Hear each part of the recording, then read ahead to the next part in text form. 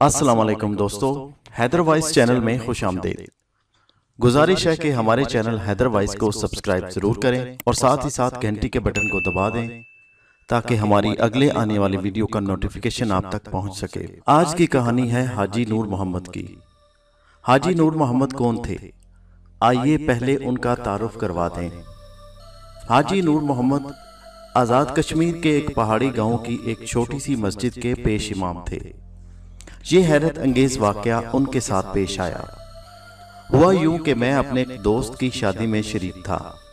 बारात लाहौर से आज़ाद कश्मीर एक दूर दराज गांव में जा रही थी। मेरे दोस्त जमाल की शादी अपने रिश्तेदारों में हो रही थी, इसीलिए इतनी दूर जा रहे थे। रिश्तेदारी का मामला था। बारात शाहपुर गांव पहुंची तो शाम करीब थी। फैसला ये हुआ कि वापसी का रास्ता पहाड़ी और खराब होने की वजह से बारात अलल सुबह वापसी के लिए रवाना होगी।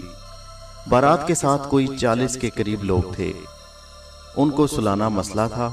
वक्त का अंदाजा नहीं था कि रात हो जाएगी। गांव के लोग बहुत मेहमान नवाज थे। उन्होंने बारातियों को अपने घरों में ठहराने का बंदोबस्त कर दिया। जमाल के वालिद और चंद बुजुर्ग दोस्तों ने फैसला किया कि हम मस्जिद में रात गुजारेंगे, सुबह नमाज भी पढ़ेंगे और वक्त से बाकी सब लोगों को जगाकर वापसी के लिए तैयार कर लेंगे। हम 3-4 लोग मस्जिद में डेरा डालकर बैठ गए। दुल्हन के वालिद ने बहुत कहा कि घर में क़याम करें, मगर जमाल के वालिद साहब कहने लगे, अरे भाई, सब बाराती घरों में ही तो हैं।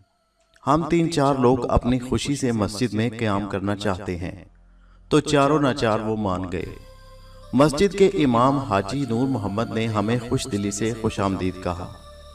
इशा की नमाज के बाद हम सब लोग वहीं मस्जिद में सफ़ों पर बैठ गए और अल्लाह के नेक लोगों के किस्से छेड़ दिए। जमाल के वालिद बहुत खुशगप और जिंदा दिल आदमी हैं। उनके साथ उनके दोस्त भी वैसे ही हैं। हाजी नूर मोहम्मद 65-70 साल के थे। चमकता नूरानी चेहरा, सुर्खो सफ़ेद रंगत, सफ़ेद दाढ़ी में उनकी शख्सियत से बहुत मुतासिर हुआ। जमाल के वालिद कुछ तारीखी किस्से छेड़कर बैठ गए। वक़्त गुजारना ज़रूरी था। मैं ही वाहिद नौजवान उनके दरमियान बैठा उनकी बातें सुन रहा था। बाकी सब बुजुर्ग लोग थे। जब जमाल के वालिद साहब की बात ख़त्म हुई तो हाजी साहब बोले, मैं आपको बहुत दिलचस्प और हकीकत पर मबनी वाक़या सुनाना चाहता हूँ। उनकी बात पर मैं चौंक पड़ा। जी जी, इरशाद। जमाल के वालिद साहब बोले, मैं महसूस कर रहा था कि हाजी नूर मोहम्मद कम गो थे, लेकिन अब उनकी बात ने मुझे तमाम तर तवज्जो उनकी जानिब मबजूल करने पर मजबूर कर दिया। हाजी साहब ठहर कर बोले, जो वाक़या मैं आपको सुनाने जा रहा हूँ वो मेरे साथ उस वक़्त पेश आया जब मैं उधेड़ उम्री यानी 50 के पेटे में था। मैं इस गांव में जवानी में ही आ गया था। मेरे वालिदैन फौत हो गए, बहन भाई कोई था नहीं, तो मदरसे के मुंतजिम यूसुफ साहब ने मुझे पाला। उन्हीं दिनों मैंने कुरान पाक ख़त्म किया तो इस गांव में इमाम मस्जिद के फ़राइज़ के लिए मुझे भेज दिया गया। रोज़ी यहीं लिखी थी, इसलिए यहीं का होकर रह गया। मुंतजिम यूसुफ साहब ने मुझे इख्तियारात दे दिए कि मैं जहाँ चाहे जा सकता हूँ, नौकरी कर सकता हूँ। मैं अब अमली ज़िंदगी में कदम रख चुका था और उन्होंने मुझे जिस गांव में भेजा था वहां पर वाकई एक पेश इमाम की ज़रूरत थी और इस गांव में ऐसा दिल लगा कि कहीं जाने को दिल ही नहीं किया। यूसुफ साहब को मुंतजिम होने के साथ साथ मेरे शफीक उस्ताद होने का दर्जा भी हासिल था। वो मुझे बेहद पसंद करते थे और अक्सर मुझे मिलने गांव में ही चले आया करते। गांव के लोग मुझसे बेहद मोहब्बत करते थे। जल्द ही इस गांव में मैं हर दिल अजीज हो गया और मुझे जैसे घर के एक फर्द का दर्जा मिल गया। ये मस्जिद मैं उसी वक़्त से संभाले हुए हूँ। मुझे रिहाइश के लिए गांव वालों ने मस्जिद के साथ ही एक कुशादा कमरा और एक स्टोर बना दिया। मैं यहाँ रच बस गया। मस्जिद की इमारत पुरानी थी मगर रहने के लिए बहुत अच्छी जगह थी। मस्जिद सादा सी थी जिसमें कोई आराइश वगैरह नहीं थी और मैं शुरू से ही सादा तबीयत हूँ और सादा माहौल को पसंद करता हूँ और इस जैसे माहौल में ही रहने का आदी हूँ। लिहाजा ये कहना मुनासिब होगा कि मस्जिद और इसके इर्द गिर्द का माहौल मेरी तबीयत से काफ़ी मेल खाता था। نماز کی امامت کے بعد میں اپنے کمرے میں چلا جاتا، وہاں پر بیٹھ کر قرآن پاک پڑھتا رہتا یا کبھی آرام کی غرض سے لیٹ جاتا۔ کھانے پینے کی مجھے کوئی فکر نہیں تھی۔ گاؤں میں کھانے پینے کا کوئی مسئلہ نہیں تھا، ہر گھر سے کھانے کی ڈھیروں چیزیں میرے لیے آ جاتی۔ گاؤں کے لوگ اس معاملے میں بڑے کشادہ دل تھے۔ گاؤں کے خالص کھانے، دیسی گھی، ساگ، مکھن اور دودھ سے میری جلد نکھرنے لگی۔ میں ویسے بھی خوش شکل تھا، مگر گاؤں کی خوراک نے میرا روپ اور نکھار دیا۔ مسجد گاؤں کے بالکل ایک طرف تھی، لہٰذا آس پاس گھر نہیں تھے۔ گاؤں کی آبادی ذرا تھوڑے سے فاصلے پر تھی۔ مسجد کے پیچھے چھوٹی اونچی نیچی پہاڑیاں اور ٹیلے موجود تھے۔ دوسرے لفظوں میں یہ کہنا مناسب ہوگا کہ مسجد کے آس پاس زیادہ تر ویرانہ ہی تھا۔ مسجد کے ساتھ ملحقہ کا کمرہ چھوٹا سا میری رہائش کے لیے بہترین تھا۔ گرمیوں میں ہوادار اور سردیوں میں تھوڑی سی پریشانی کا سامنا کرنا پڑتا، مگر سردیوں میں میں کھڑکی کو مضبوطی سے بند کر دیتا جس سے ہوا اندر داخل نہیں ہو سکتی تھی۔ اندر چارپائی، کمبل اور رضائیاں موجود تھیں، لہٰذا مجھے سونے میں کوئی کسی قسم کی پریشانی نہیں تھی۔ مگر رات کے وقت اکثر اوقات مجھے کسی حاجت کے لیے باہر مسجد کی طرف نکلنا پڑتا۔ اس وقت مجھے اپنے اندر کچھ خوف سا محسوس ہوتا، مگر تھوڑے ہی عرصے میں میں اس بات کا عادی ہو گیا۔ اکثر اوقات میں راتوں کو دیر تک قرآن پاک پڑھتا رہتا، اور خاص طور پر رمضان کے مہینے میں مجھے بار بار اس کی دہرائی کرنی پڑتی تاکہ نماز تراویح میں میں صحیح طور پر پڑھ سکوں۔ یہ سردیوں کی ایک رات کی بات ہے۔ اس رات سردی اور خنکی میں کافی اضافہ ہو چکا تھا۔ نماز عشاء کے بعد سب لوگ چلے گئے اور میں مسجد کو تالا لگا کر اپنے کمرے کی طرف چل پڑا۔ کمرے میں داخل ہو کر میں نے کنڈی لگائی اور لیٹ گیا۔ کھانا میں عشاء کی نماز سے پہلے سے ہی کھا چکا تھا اور چائے پینے کا میں عادی نہیں ہوں۔ ویسے بھی میں نے اپنے لیے ایک چھوٹا سا چولہا اور کچھ کھانے پینے کا سامان کمرے میں رکھا تھا۔ اگر کبھی مجھے خود کوئی چیز بنانی پڑتی تو میں اپنے لیے بنا لیتا۔ اس وقت مجھے چائے کی طلب بھی محسوس ہو رہی تھی، مگر مجھے سردی لگ رہی تھی اور میں جلد از جلد بستر میں لیٹ جانا چاہتا تھا۔ میں رضائی لے کر بستر میں دبک گیا۔ دسمبر کی رات تھی اور سردی اپنے زوروں پر تھی۔ میں سونے کی ناکام کوشش کرنے لگا، مگر سردی کی وجہ سے مجھے نیند نہیں آ رہی تھی۔ رضائی کے باوجود مجھے ٹھنڈک کا احساس ہو رہا تھا، مگر اتنی ہمت نہیں تھی کہ اٹھ کر دوسری رضائی بھی اپنے اوپر لے لوں، اس لیے میں بستر میں ہی دبکا رہا۔ رات کا نہ جانے کون سا پہر تھا کہ اچانک مجھے ایسا محسوس ہوا جیسے کسی لڑکی کی سسکیوں کی ہلکی ہلکی سی آوازیں میرے کانوں میں پڑ رہی ہوں۔ میں ایک دم چونک پڑا۔ خوف محسوس ہوا کہ یا اللہ یہ کیا ہے، یہ آواز کیسی ہے۔ میرے ذہن میں خیال آیا کہ شاید میرے کانوں کو وہم ہوا ہے، لہٰذا میں دم سادھے لیٹا رہا۔ لڑکی کی ہلکی ہلکی سسکیوں کی آواز مسلسل میرے کانوں میں آ رہی تھی، اور اس کے ساتھ ساتھ میرے دل میں تجسس پیدا ہوا کہ میں دیکھوں یہ کیا ماجرا ہے۔ تھوڑی دیر کے بعد جب آواز مسلسل آتی رہی تو میں تجسس کے مارے بستر سے نیچے اتر آیا۔ سردی کے باوجود میں باہر نکل آیا، حالانکہ میرا رضائی سے نکلنے کا بالکل ارادہ نہیں تھا، مگر تجسس نے ایسا سر ابھارا کہ میں اٹھنے پر مجبور ہو گیا۔ دبے قدموں سے چلتا ہوا کھڑکی کے پاس آیا اور کھڑکی کا ہلکا سا پٹ کھول کر باہر جھانکنے لگا۔ باہر ہر سو ویرانی اور سناٹے کا راج تھا۔ کسی جاندار کی موجودگی تو دور کی بات، ٹڈیوں کے بولنے کی آوازیں بھی نہیں آ رہی تھی۔ سردی اور خنکی کے باعث شاید وہ بھی اپنے آشیانوں میں دبک گئی تھیں۔ میں حیران ہوا کہ یہ کون ہے جو اس وقت اس ویرانے میں سسکیاں لے رہا ہے۔ میں کان باہر لگائے کھڑکی کے پاس کھڑا رہا کہ دوبارہ آواز آئے تو اندازہ کر سکوں کہ آواز کس سمت سے آ رہی ہے۔ کچھ دیر گزر گئی، آواز دوبارہ نہیں آئی۔ میں کھڑکی بند کر کے جیسے ہی واپس گھومنے لگا، اچانک پھر سسکیوں کی آواز آئی اور میں وہیں جم کر کھڑا ہو گیا۔ کہنے کو تو یہ الفاظ ہیں، مگر خدا جانتا ہے کہ اس وقت ڈر سے میرے رونگٹے کھڑے ہو گئے۔ مگر میں جاننا چاہتا تھا کہ یہ ماجرا کیا ہے اور یہ کون ہے۔ خوف کے باوجود میں آہستہ سے دروازے کی طرف بڑھا اور دروازے کی کنڈی آہستہ سے کھولی تاکہ آواز پیدا نہ ہو، اور ہلکا سا دروازہ کھول کر باہر کی طرف جھانکنے لگا۔ باہر کا منظر ویسا ہی تھا، یعنی بالکل خاموشی، سناٹا اور چاروں طرف کی ویرانی۔ میں نے ہلکے سے دھکے کے ساتھ دروازہ کھولا اور باہر نکل آیا۔ ادھر ادھر دیکھا مگر مجھے کچھ نظر نہیں آیا۔ میں آواز کی سمت کا اندازہ کرنے لگا۔ سسکیوں کی آواز مسلسل آ رہی تھی۔ میں نے تھوڑا سا غور کیا تو بائیں طرف کی ٹیلے کے پیچھے سے آواز آنے کا مجھے شک ہوا۔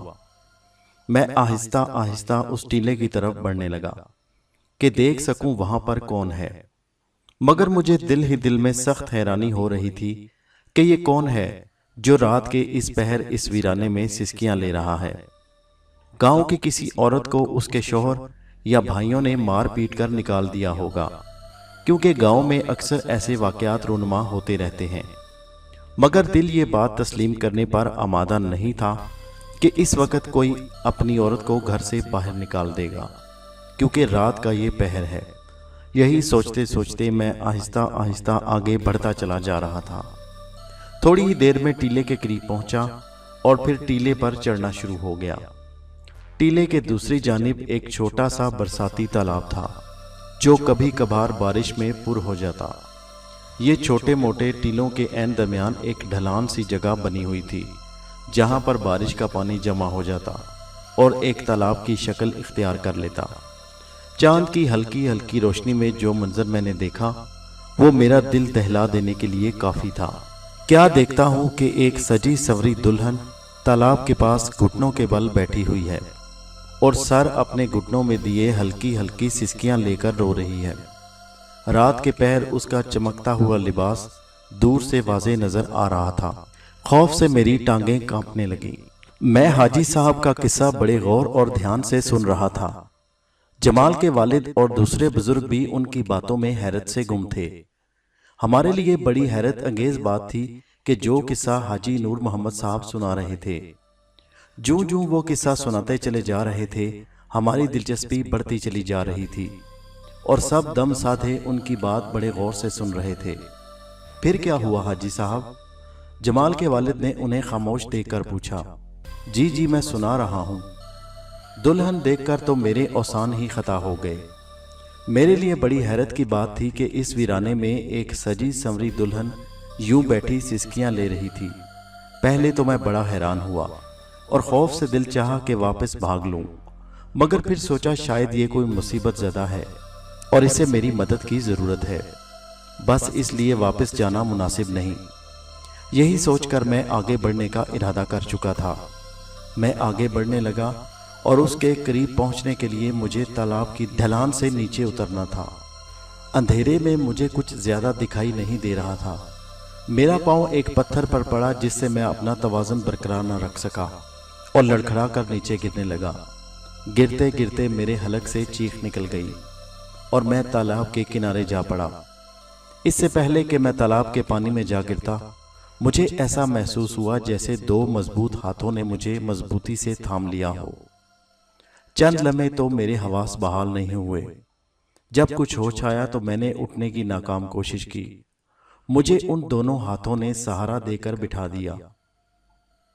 میں کپڑے جھاڑتا ہوا اٹھ کھڑا ہوا اور حیرت سے دیکھنے لگا۔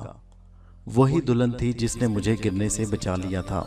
وہ مجھے گرتے دیکھ کر تیزی سے اٹھی اور مجھے پانی کے اندر گرنے سے بچا لیا۔ میرے جسم پر ہلکی ہلکی خراشیں آئیں، مگر خدا کا شکر ہے کہ میں بچ گیا۔ میں حیرت سے اس دلہن کو دیکھ رہا تھا جس نے اپنا بڑا سا گھونگھٹ نکال رکھا تھا، جس کی وجہ سے میں اس کی شکل واضح طور پر نہیں دیکھ سکتا تھا۔ آپ کون ہیں؟ آپ کا بے حد شکریہ کہ آپ نے مجھے تالاب میں گرنے سے بچا لیا۔ وہ لڑکی بڑی مترنم اور دھیمی آواز میں بولی، کوئی بات نہیں، یہ تو میرا فرض تھا۔ کچھ اندھیرے اور کچھ گھونگھٹ کی وجہ سے مجھے اس کا چہرہ دیکھنے میں پریشانی ہو رہی تھی۔ مگر آپ کون ہیں؟ اور ابھی آپ کے رونے اور سسکیوں کی آوازیں آ رہی تھیں۔ آپ یوں دلہن بنی اس ویرانے میں کیا کر رہی ہیں؟ کیا آپ ہمارے گاؤں کی ہیں؟ لیکن مجھے ایسا نہیں لگتا۔ لڑکی میرے اتنے سوالوں کے جواب میں بس اتنا ہی بولی، جی نہیں۔ تو پھر محترمہ آپ کون ہیں؟ اور یہاں اس ویرانے میں کیا کر رہی ہیں؟ اور آپ کو کس نے تکلیف پہنچائی ہے جو آپ ایسے سسکیاں لے کر رو رہی ہیں؟ لڑکی میرا جواب سن کر آہستہ سے بولی، میں ایک دکھی اور مصیبت زدہ عورت ہوں۔ زندگی میرے لیے اب کوئی کشش نہیں رکھتی، میں مر جانا چاہتی ہوں۔ میں اس کی بات سن کر پریشان ہو کر بولا، ارے ایسے نہیں کہتے، آپ کو کیا مسئلہ ہے؟ آپ مجھے بتائیں، میں آپ کی کوئی مدد کر سکوں؟ نہیں نوجوان، تم میری کوئی مدد نہیں کر سکتے، آپ ایک بار کہہ کر تو دیکھیں، میں اپنی سی کوشش کروں گا کہ آپ کے کسی کام آ سکوں۔ میرے دل میں ابھی تک لڑکی کو دیکھنے کی آرزو مچل رہی تھی۔ لڑکی کے بڑے سے گھونگھٹ کی وجہ سے میرے دل میں اس کا چہرہ دیکھنے کا اشتیاق بڑھتا چلا جا رہا تھا۔ اچھا تو یہ بتاؤ کہ تم ہو کون؟ میں اچانک بے تکلفی پر اتر آیا۔ میرا نام ستارہ ہے اور میں سہراب نگر کی ہوں۔ لڑکی نے سہراب نگر کا نام بتایا تو میں چونک پڑا۔ سہراب نگر پاس ہی چودھریوں کا گاؤں تھا۔ بڑے جنگجو، مغرور اور ظالم قسم کے چودھری تھے۔ مگر آپ سہراب نگر میں کس کی بیٹی، بہن یا بیوی ہیں؟ میں باقاعدہ اس کا انٹرویو لینے لگا۔ اب میرے ذہن سے ہر قسم کا خوف ختم ہو چکا تھا۔ میں بھی نوجوان تھا اور پاس ایک لڑکی کو دیکھ کر میرا اس سے متاثر ہونا فطری عمل تھا۔ میں گاؤں کے ایک وڈیرے کی بیٹی ہوں۔ محبت کرنے کی سزا پائی ہے۔ جس کو میں پسند کرتی تھی وہ ہماری ذات برادری کا نہیں۔ گھر والوں کو پتہ چلا تو انہوں نے مجھے رات کے اس پہر گھر سے نکال دیا۔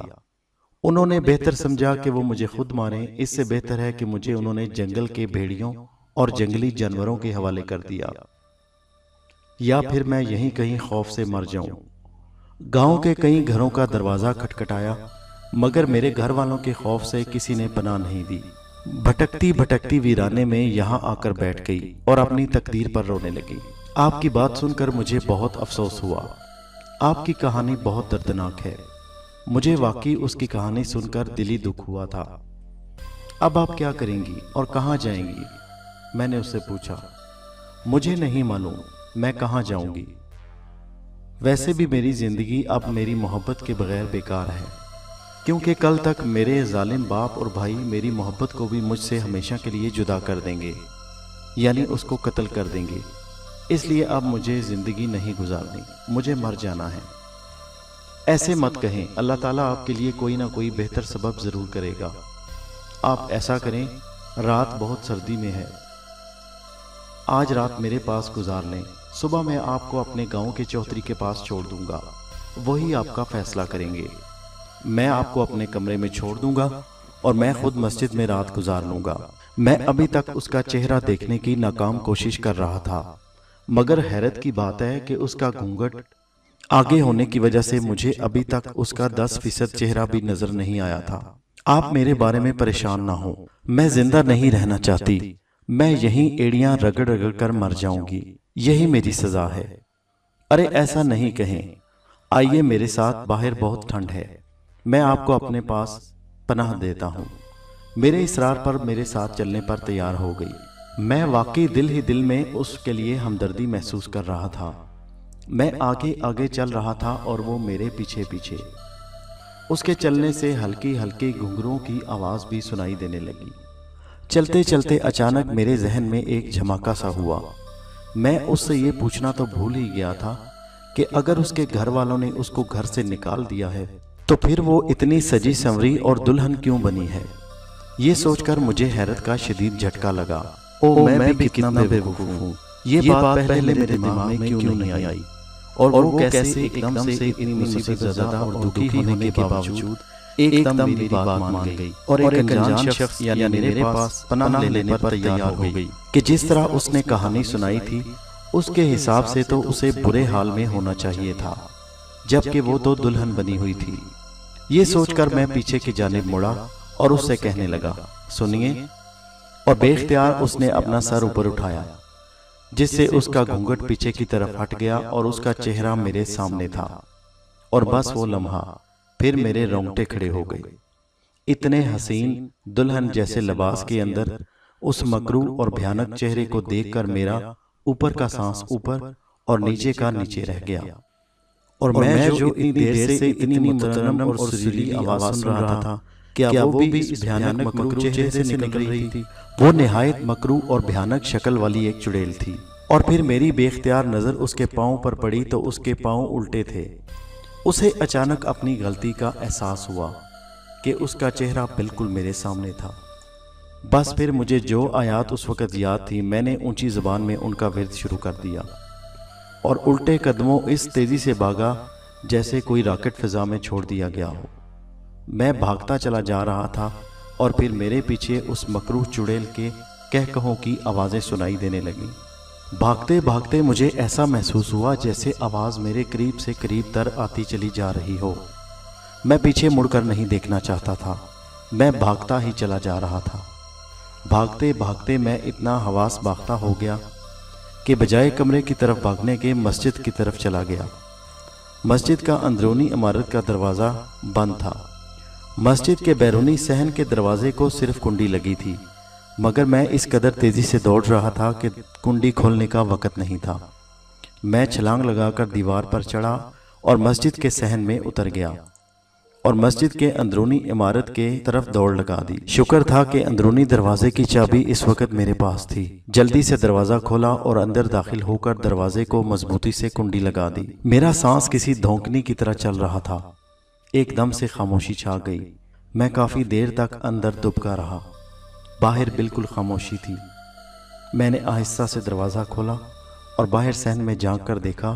صحن میں مکمل خاموشی تھی اور مسجد کا بیرونی دروازہ بھی بند تھا۔ میں اب واپس کمرے میں ہرگز نہیں جانا چاہتا تھا۔ اچانک مجھے ہلکی ہلکی گھنگروؤں کی آوازیں آنی شروع ہوئیں اور اس وقت میری خوف سے سٹی گم ہو گئی جب میں نے مسجد کے بیرونی چھوٹی سی دیوار کے پرے ایک سایہ سا لہراتا ہوا دیکھا جو آہستہ آہستہ چل رہا تھا۔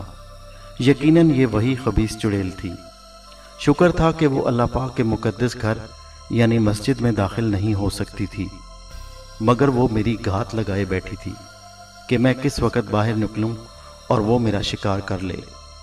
میں ایک دم گھبرا کر اندر ہو گیا اور دروازے کو مضبوطی سے کنڈی لگا دی۔ بھاگتے بھاگتے پہلے ہی میرا ایک جوتا راستے میں کہیں گر گیا تھا اور دوسرا میں نے مسجد سے باہر دوڑتے دوڑتے اتار پھینکا تھا۔ کافی دیر اس کے گھنگروں کی آوازیں آتی رہیں، جس کا مطلب یہ تھا کہ وہ باہر ابھی تک چکر لگا رہی تھی۔ پھر وہ عجیب سی غراتی ہوئی آواز میں بولی، تیری قسمت اچھی ہے کہ تم مجھ سے بچ گیا، ورنہ آج تیری زندگی کا آخری دن ہوتا۔ اتنا کہہ کر وہ سایہ لہرایا اور پھر دیوار کے پیچھے گم ہوتا چلا گیا۔ کچھ دیر ہلکی ہلکی گھنگروؤں کی آوازیں آتی رہیں اور پھر وہ بھی بند ہو گئیں۔ میں جلدی سے مسجد کے اندر صف پر لیٹ گیا اور اپنی سانسیں درست کرنے لگا۔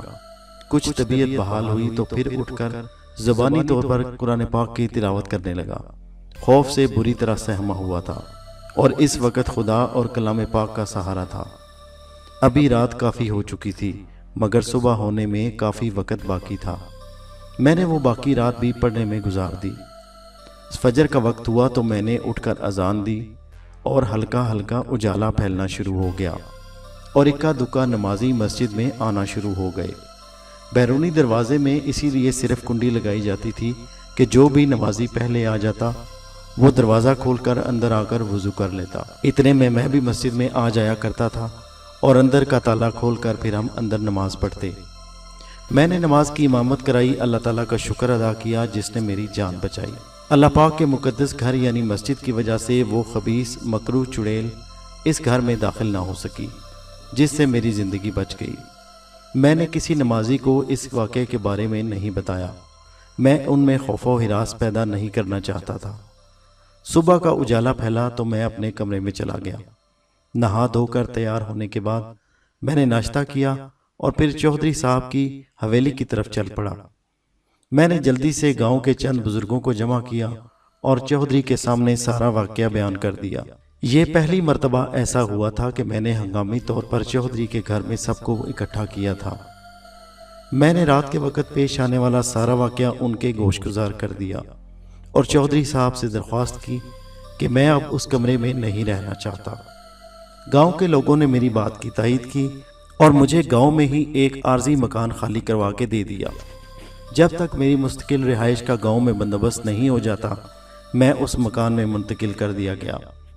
اس سے پہلے والا کمرہ یعنی جو مسجد کے قریب تھا وہ میری رہائش گاہ تھی۔ اس میں مسجد کا کچھ سامان ڈال کر اس کو مکمل طور پر بند کر دیا گیا۔ اس واقعہ کے بعد میں نماز کے بعد فوری طور پر اپنی رہائش گاہ کی طرف چلا جاتا اور رات گئے دیر تک مسجد میں نہیں بیٹھتا تھا۔ اس کے بعد گاؤں کے کچھ بزرگوں نے مجھے بتایا کہ واقعی اس تالاب کے پاس کسی چڑیل کا مسکن ہے۔